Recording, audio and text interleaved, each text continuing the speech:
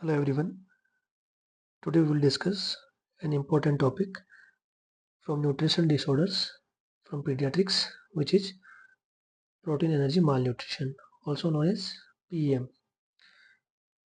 Before going into details of protein energy malnutrition, at our level, basically we discuss Kawashiorkor and Marasmus in protein energy malnutrition.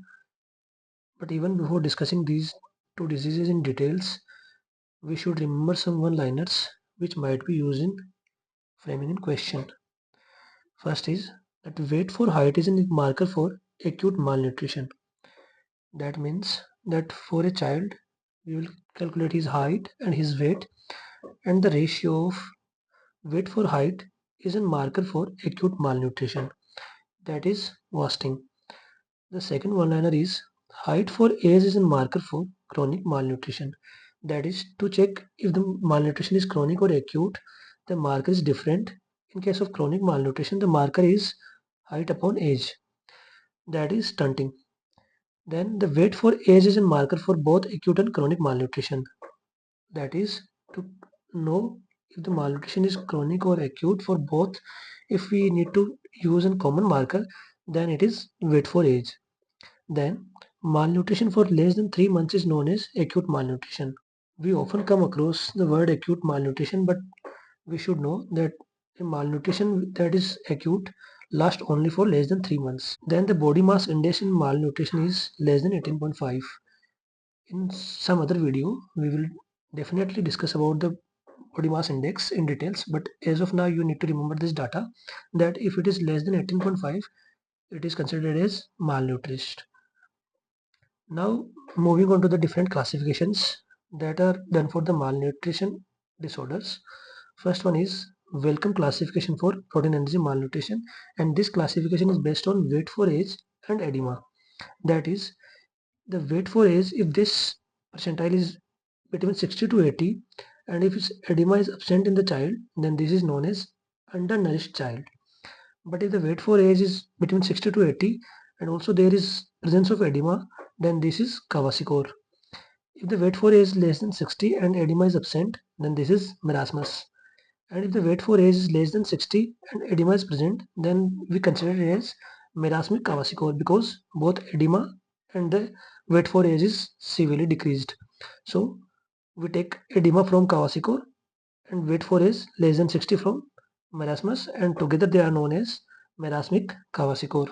The second classification which can be done for the protein energy malnutrition is Indian Academy of Paediatrics classification, IAP classification, and this is based on weight for age.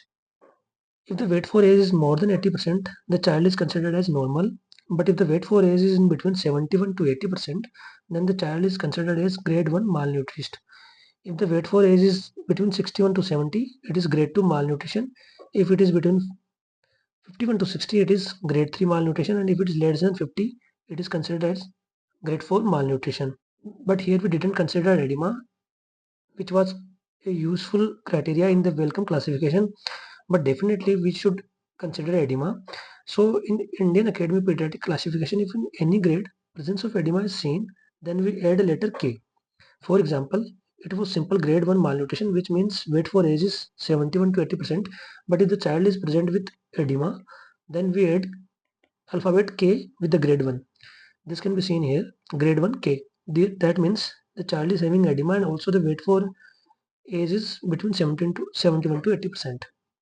The K basically comes from Kawashiorkor. As I already told, that the presence of edema is a characteristic feature of Kawashiorkor. It is usually noticed in Marasmus. So if the edema is present, then the basically protein energy malnutrition the child is undergoing is Kawashiorkor. So K for Kawashiorkor. Now moving on to the WHO classification.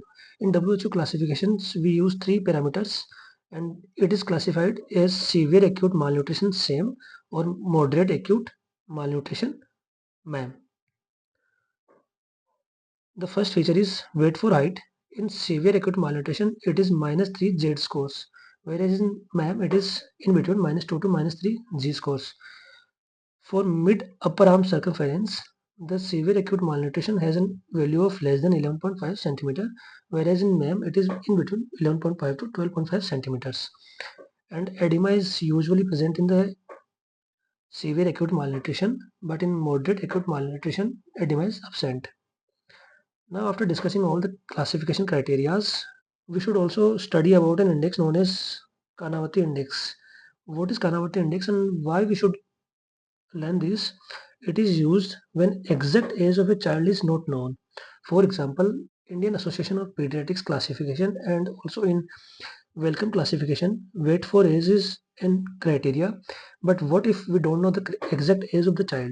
Then for grading the PEM, we use Kanavati index. Here what we see is mid upper arm circumference divided by occipitofrontal circumference. These two can be calculated through physical examination, and the ratio of them is used to diagnose the severity of protein energy malnutrition. If this ratio is less than 0.31, then this is considered as mild malnutrition. But if it is less than 0.28, then it is considered as moderate malnutrition. And if this ratio is less than 0.25, it is called as severe malnutrition. Now, after discussing all the classifications, we will move on to the types of protein energy malnutritions, very common, that is Marasmus and Kawashiorkor. First we will see the Marasmus. In Marasmus, the child is alert. Here the child will have voracious appetite. Voracious appetite means the appetite of the child is increased. And in Marasmus, the diet usually is deficit in both carbohydrate, calories and protein. Whereas we will see in Kawashiorkor, mainly the diet is deficit in protein. But in Marasmus, since the complete diet is deficit, so therefore there will be calorie deficit. And due to calorie deficit, the body will use subcutaneous fat to generate energy, and due to loss of subcutaneous fat mainly from the thigh and the gluteal region, there will be loose folds of skin in that area, also known as baggy pant appearance, since they resemble like baggy pant. This you can see here in the gluteal and in thigh area. Due to the loss of subcutaneous fat, there are skin folds resembling baggy pant. So this is an important physical characteristic of marasmus. And ultimately, the loss of subcutaneous fat will occur throughout the body, but it will happen in the last in the buccal pad.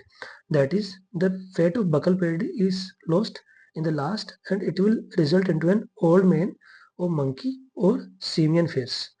This you can see here, that the buccal fat is lost, and due to that the face appear like an old man or monkey face or also simian face. There will be increased incidence of infection, because since skin is the first barrier to fight against any kind of infection, but in the marasmus child there will be loss of subcutaneous fat throughout the body. Therefore the first barrier for infection is lost, and therefore the incidence of infection is more in marasmus. Also, due to loss of subcutaneous fat, there is increased incidence of hypothermia, and there is marked retardation of growth is more. That is, the retardation of growth is seen in both Kawashiorkor and marasmus, but the severity is more in marasmus, because marasmus we have seen that the weight for age is less than 60% in marasmus, but it is somewhere between 60 to 80 in Kawashiorkor. So it is more severe in marasmus. Now we will discuss Kawashiorkor. In Kawashiorkor, the disease is due to low protein in diet, and here bilateral and symmetrical edema is seen. Edema I have already told, it is a characteristic feature of Kawashiorkor. It is not usually seen in marasmus, but definitely seen in Kawashiorkor. So the edema is symmetrical and bilateral, and there will be less marked growth retardation as compared to marasmus. And here there is psychomotor changes. As I told, there is no loss of alertness, or usually the child is alert and is synchronized with the environment in marasmus, but a child of Kawashiorkor will have psychomotor changes and won't be that alert. And some additional features can be seen in child with Kawashiorkor, which may or may not be present in every child. These includes flaky pant dermatitis. What is flaky pant dermatitis? Usually when the pant walls after a period of time start flaking and it is lost. So here also there is flaky pant dermatitis. So here flaky pant dermatitis involves that the skin of the child will be lost in form of flaky.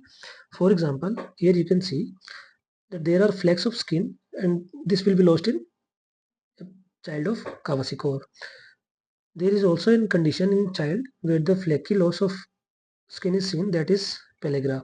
So how could we differentiate if the child is undergoing through pellagra or through Kawashiorkor? We can differentiate them on the basis of whether the flakiness is seen in exposed area or in non-exposed. That is, in case of Kawashiorkor, both exposed and non-exposed area will undergo flaky pet dermatitis. But in case of pellagra, only the exposed area, that is exposed to the sunlight, will undergo flaky pet dermatitis. Then there can be hepatomegaly, that is due to fatty deposition. There can be flake sign on hairs. What does this flake sign on hairs means? There is alternate band of normal and hypopigmented hair. This you can clearly see here. This is normal hair, it is hypopigmented, and then again a normal patch is seen and again hypopigmented. So this alternate normal and hypopigmented hairs resemble as a flag sign. Also there is moon-like face. This is because in case of Kawashiorkor there is decreased cortisol binding protein, and this will result into free cortisol. So it will result into puffiness of face and the face will appear like moon. And there is tense and shiny skin due to edema. Whereas in Marasmus we are seeing that the face was resembling old age or monkey face. But here it is just opposite, and due to edema it is tense and shiny. You can conclude the Kawashiorkor in this figure. The face is moon shaped. There is sparse hair and flake sign on the hair. There is usually anemia, fatty liver, and swollen abdomen. Swollen abdomen is also a characteristic physical examination of an Kawashiorkor child, and also swelling of legs due to edema. This picture was previously used in entrance exam and was asked that whether this child is having Kawashiorkor or Marasmus. But here you can see that the abdomen is swollen and also the face is moon shaped. Now in the end, we will discuss some important changes in the body composition in both Kawashiorkor and Marasmus. That is, if a child is having any kind of malnourishment, then what are the common body composition changes? First is, in any kind of malnutrition, there is increased total body water. That is, it increases up to 70 to 80%. So while managing a child with malnutrition, we always should keep in mind that the total body water is definitely increased, and therefore we should avoid immediate water intake.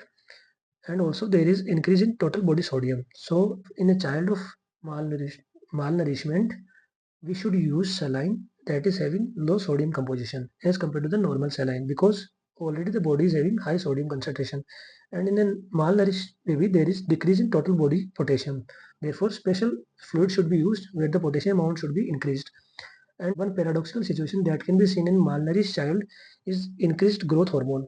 When we see a child with the features described earlier and also protein energy malnutrition, the word itself indicates that there is deficiency of these important ingredients in the diet, and therefore the child won't have a good growth. But the growth hormone is increased paradoxically, because every child of malnourishment will definitely have hypoglycemia, and hypoglycemia increases the amount of growth hormone. That's all for now. Hope this video was helpful. Thank you so much. See you in the next video.